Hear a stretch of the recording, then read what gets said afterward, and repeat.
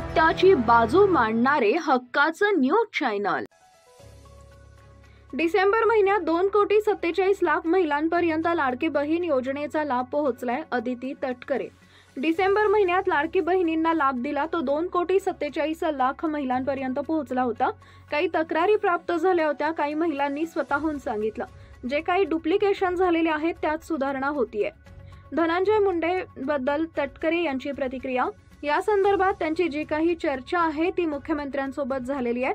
काही मंत्री काही त्यांच्या कामांमुळे हजर राहू शकले नाहीत। महिलांची रेक्टिफाईड यादी लाभार्थ्यांची येणार आहे का की मागच्या वेळेस 3.5 कोटी महिलांना लाभ मिळालेला तेवढ्याच महिलांना लाभ मिळाला? साधारणपणे आमच्याकडे गेल्या डिसेंबर महिन्यामध्ये जो लाभ आपण दिला तो 2,47,00,000 सुमारे इतक्या लाडक्या बहिणींपर्यंत तो लाभ पोहोचला होता।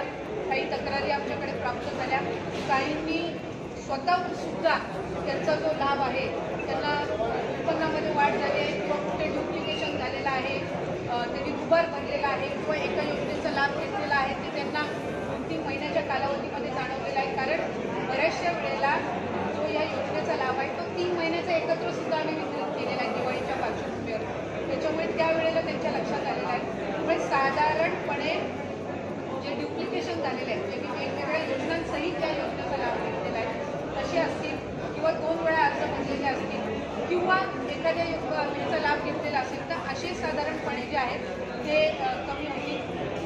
त्यामुळे फार काही त्याच्यामध्ये लाभार्थ्यांच्या संख्येमध्ये फार काही फरक हा पडणार नाही।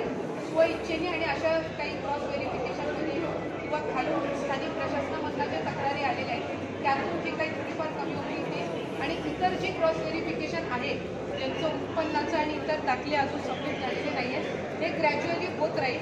त्यामुळे साधारणपणे या महिन्यामध्ये जो आकडा आहे तो आधीच्या सारखा राहील। काही एखाद टक्का जर त्याच्यामध्ये काही फरक झाला तर म्हणजे जर 1-2 लाखाचा जर फरक झाला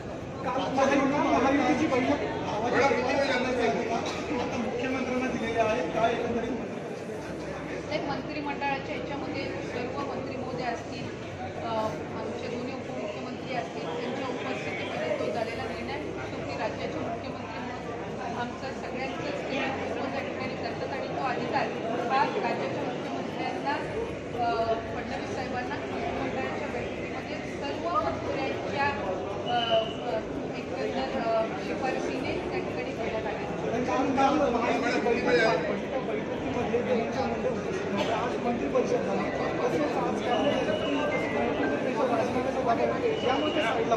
मला वाटतं त्या संदर्भातली जी काही चर्चा आहे ती त्यांची राज्याचे मुख्यमंत्री फडणवीस साहेब अजितदादा यांच्यासोबतच्या स्तरावर असेल।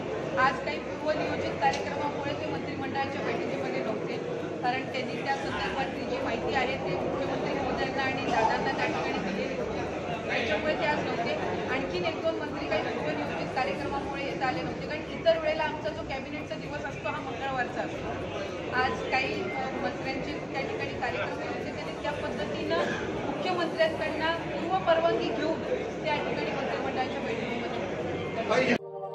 अशाच ताज्या बातम्या पाहण्यासाठी सह्याद्री न्यूजला लाईक करा, सबस्क्राईब करा आणि बेल आयकॉन प्रेस करा। धन्यवाद।